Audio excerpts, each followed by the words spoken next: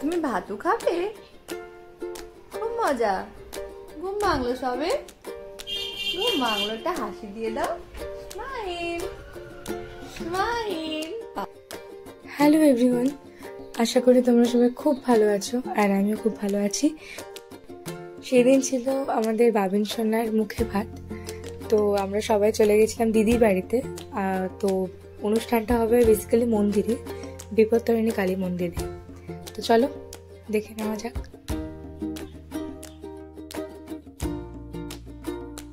তো এখন যাচ্ছি আমরা মা আর আমি দিদির বাড়িতে, বাবা আসছে পিছনে থেকে। তো দেখি কি করছে সব, দাঁড়াও তোমাকে দেখাচ্ছি।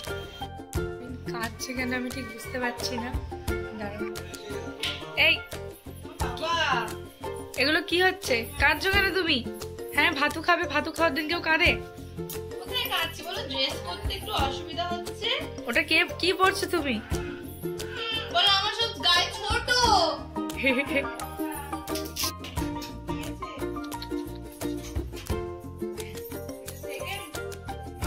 আজকে ভাটু খাবে, ভাটু খাবে, দুধ ভাত খাবে। আর না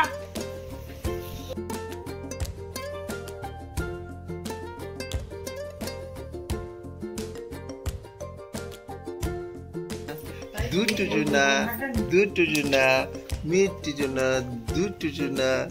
কাদের দুষ্ট শোনা এটা? কাদের দুষ্ট শোনা? কি রে বাবি? এখন বাবিন বড় হয়ে গেছে তো, ওই দেখো দেখো একটু অসুবিধা হলে কাঁদে, কিন্তু এমনি কাঁদে না। কি হয়েছে তোর সমস্যা? কোথায় যাবি তুই?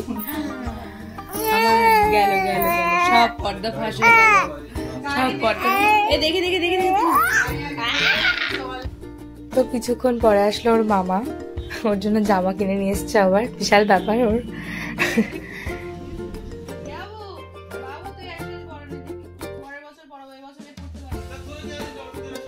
এখানে একটা কথা বলে রাখি, অনেকের মনে হতে পারে যে অনুষ্ঠানটা কেন এভাবে শুরু হচ্ছে। তো তার কারণ হচ্ছে আমার জামাইবাবুর পরিবারে অন্নপ্রাশনের দিন বড় করে অনুষ্ঠান করার কোনো নিয়ম নেই। তো সেজন্যই ওর যেহেতু বয়সটা আস্তে আস্তে বাড়ছে, 6 মাস কমপ্লিট হলো, তো সে কারণে আমরা মন্দিরে গিয়ে ওর মুখটা এটা করে নিয়ে এসেছি।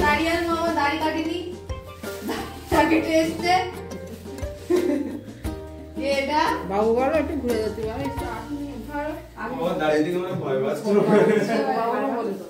আসেনি তো মারবো।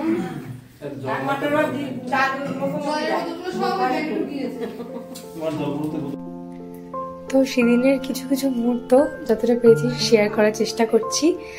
চলো এবার বেরোনো যাক।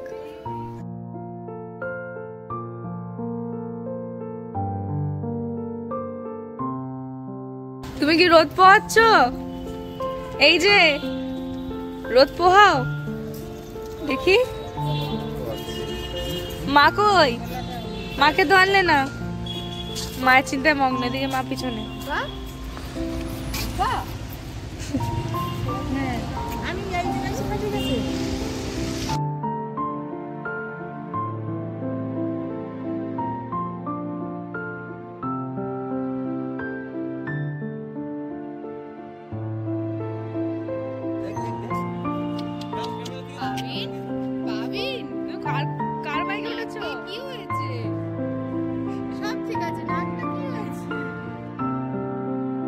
আমরা অপেক্ষা করছিলাম ডুডুনার জন্য, দাদা একটু লেট করেছে, তো ঠিক আছে হতেই পারে। তো চলে এসছে অবশেষে, মামার দেখা পেয়েছি আমরা। চলো এবার যাওয়া যাক।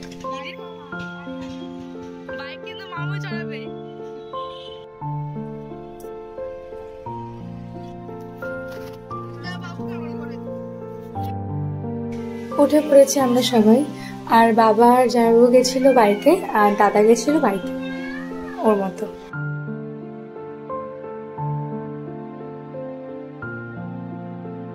বেশিক্ষণ লাগেনি, মানে ওরকম 15 থেকে 20 মিনিট মতোই লেগেছিল, কাছেই ছিল।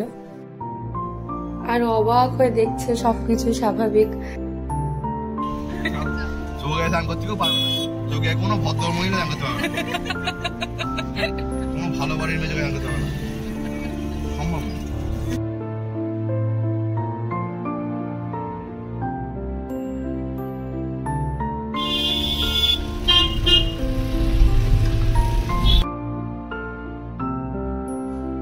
চলে এসেছি। এটা অনেকেই চিনতে পারবে, এটা হচ্ছে বুড়ি পুকুর।